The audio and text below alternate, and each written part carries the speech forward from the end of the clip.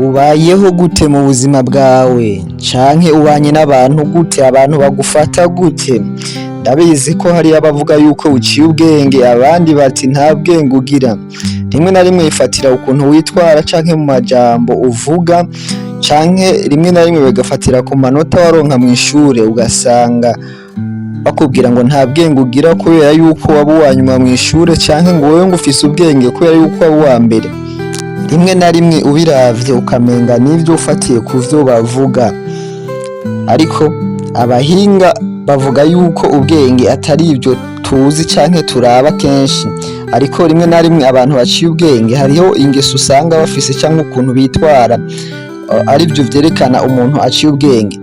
Kwa kundi usanga umuntu bavuga ngo aciye ubwenge, yaba uwa mbere mw'ishure, ariko yamara gusohoka ishure canke yamara guheza amashure ugasanga ubuzima biranse, ariko wa wundi yaba uwa nyuma ukabona ariko arakora utuntu n'utundi, mu nyuma ugasanga ubuzima bwiwe buratoye umurongo.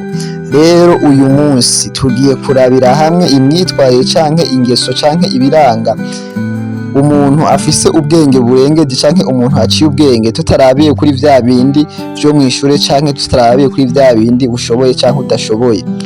Reka turabe izi ngeso izo arizo canke uku kwitwara uko ariko. Uyu munsi twifashishije ikigo kijejwe gupima ibijanye n'ubwenge co muri Amerika citwa American Intelligence, cerekanye bimwe mu bimenyetso biranga umuntu afise ubwenge bwinshi, bimwe mu bimenyetso bigaragara mu buzima bw'uwo muntu, tutarabiye kuri vya bindi batubwiye kubera ko yatora ibiharuro canke yatora igifaransa. Ikaze kuri G4G, nimba uri mushasha kora subscribe kugira ngo ubane natwe buri munsi mu muryango musha. Nimba ubikoze uri umuntu w'agaciro kuri twebwe, ikaze. Ikimenyetso ca mbere kizokwereka canke cerekana ko ufise ubwenge bwinshi canke uri icabwenge, nuko uri umuntu ufise impuhwe, kubasha kumva akababaro k'uwundi muntu. Iki ni ikintu cerekana ko ubwonko bwawe busobanukirwa cane gusoma ibiri mu mubiri w'uwundi muntu. Hahandi nyene ushobora kubona umuntu ukamva umufitiye impuhwe bivanye n'ivyo ariko aracamwo n'ukuntu ariko ariyumva. Ibi rimwe na rimwe usanga hariho n'abantu bamaze kubimenyera ku buryo ashobora kubona umuntu ariko aratwenga mugabo akavuga ati uriya muntu ariko aratwenga ntiyishimye mu buzima bwiwe, canke ugasanga umuntu akavuga ati uriya muntu ahako yerekana ko ababaye wapa ariko arabensha. Rero kimwe mu bizokwereka yuko uciye ubwenge ni kugira impuhwe abandi, kumva yuko ufitiye impuhwe ku vyabaye kuri naka.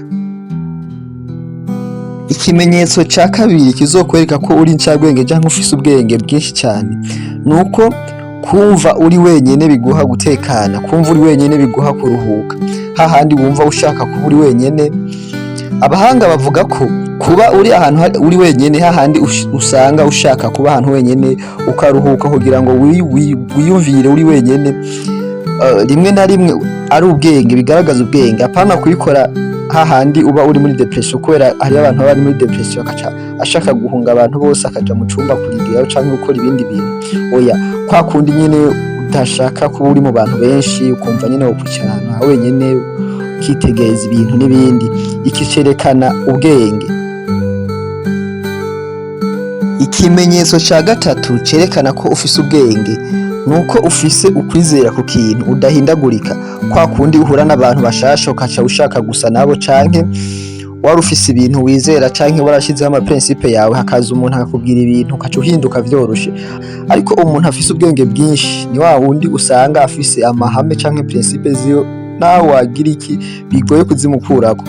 N'ubu nabwo n'ubwenge. Kwa kundi udashobora kubwira umuntu ngo tuje ngaha, ubwo nyene akaca avuga ngo ndaje, aba afise ibintu agendera avuga ati jewe umwanya wanje upanze uku canke bimeze uko. Iki naco ni kimwe, nimba ufise ikimenyetso ni kimwe cerekana ku bantu bafise ubwenge. Ikimenyetso ca kane kizokwereka ko uciye ubwenge bitandukanye n'ivyo usanzwe uzi canke ivyo abantu bakubwiye, nuko buri gihe uba ushaka kumenya vyinshi bitandukanye n'ibihari. Nimba uri umuntu wama wibaza ibintu vyinshi, wama ufise ibibazo kubera iki, iyo bakweretse akantu uvuga ati kubera iki akanako, kubera iki ibi n'ibi. Iki ni kimwe mu cerekana ko ufise ubwenge. Wa muntu uba ushaka kumenya ibintu n'ibindi, wa muntu uba ushaka kumenya indimi, wa wundi bashobora kubwira ati mu Budagi babayeho uko, ukaca ushaka kumenya ibindi, canke ati Hitler yakoze ibi n'ibi, ukaca ushaka kumenya amateka yiwe. Rimwe na rimwe wama uri umuntu ashaka kumenya ibintu bishasha. kwa kundi ushika ahantu ugasanga bariko biga iki ukaca uba interese ukaca ushaka kubimenya ivyo barimwo. Rimwe na rimwe ibi birafasha canke ibi vyerekana umuntu aciye ubwenge, kuko iyo urondera kumenya ibintu vyinshi bituma ubwenge bwawe bukora cane. Rero niki ni ikimenyetso cerekana yuko uciye ubwenge, bitandukanye na vya bindi bakubwira bafatiye nko kw'ishure canke mu bindi.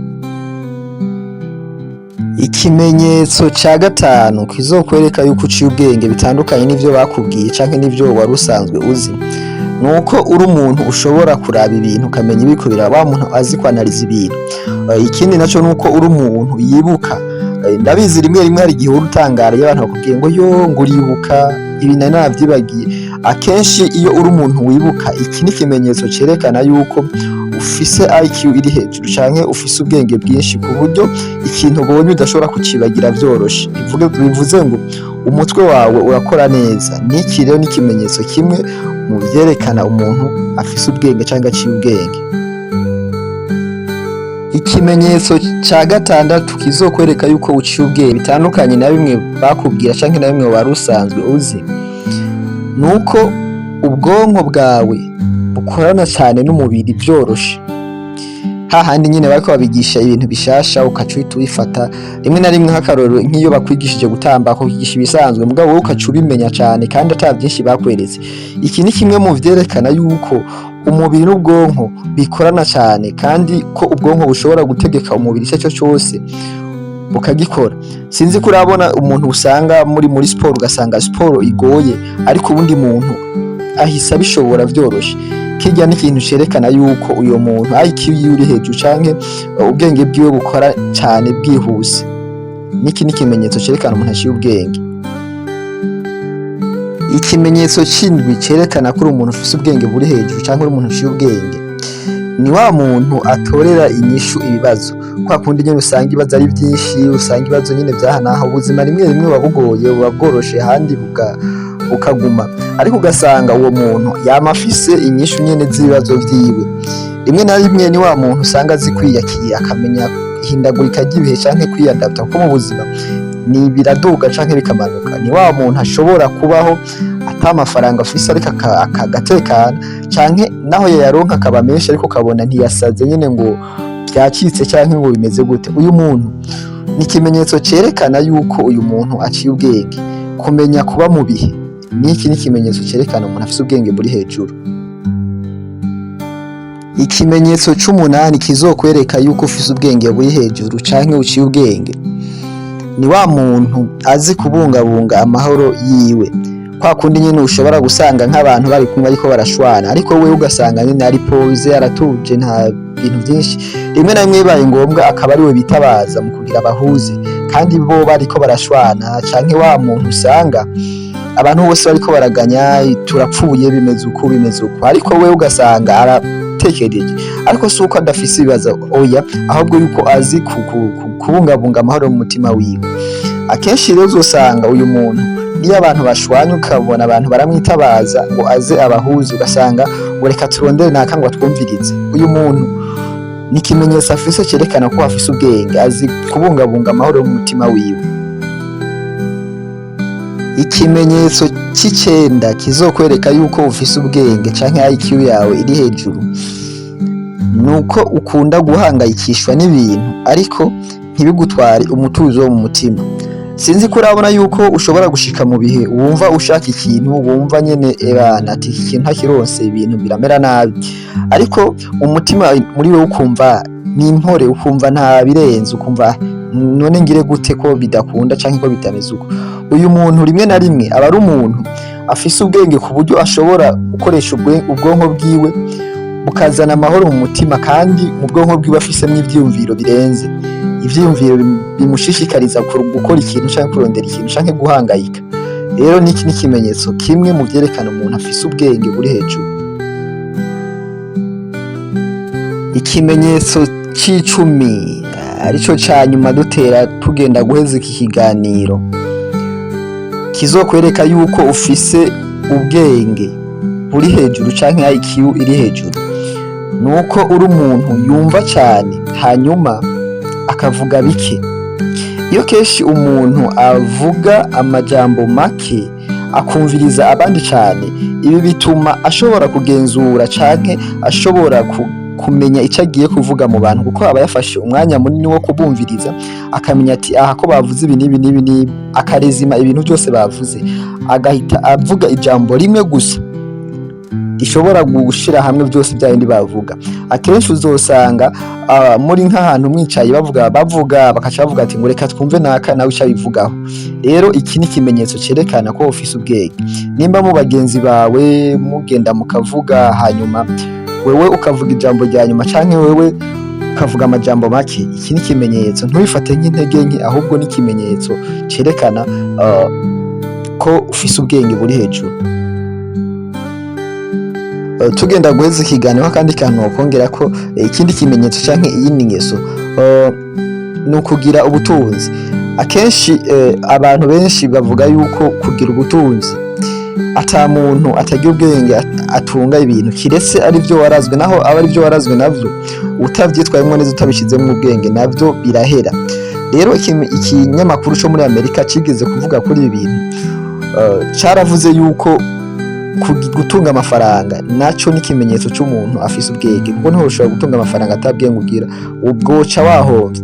Rero niki ni kimwe mu bimenyetso, nimba uri umutunzi ukaba ushobora kumanaginga ibintu. Rimwe na rimwe uzosanga umuntu atize mugabo ugasanga afise ibintu vyinshi akontrola kandi vyose akabimanaginga. Nawe bavuga ngo warize, abigushizemwo abanza kukwigisha ngo ibi ndabikora uku, ibi ndabikora uku. Rero umuntu afise imitungo canke umuntu yibitseho ibintu bita amafaranga, ico ni ikimenyetso c'umuntu aciye ubwenge.